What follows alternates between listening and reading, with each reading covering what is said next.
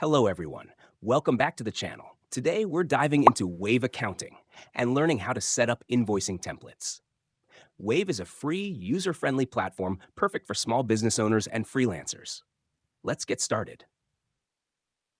Getting started with Wave.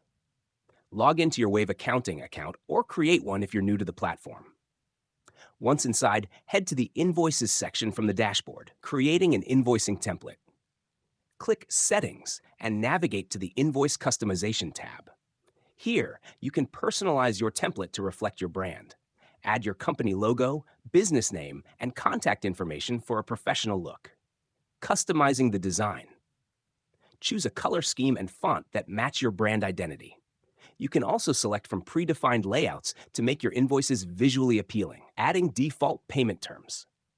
Set up default payment terms, such as due dates and accepted payment methods. This ensures clarity for your clients and helps streamline payments.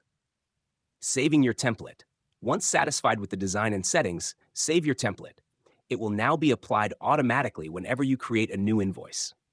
Wave Accounting makes invoicing straightforward and professional, saving you time and effort.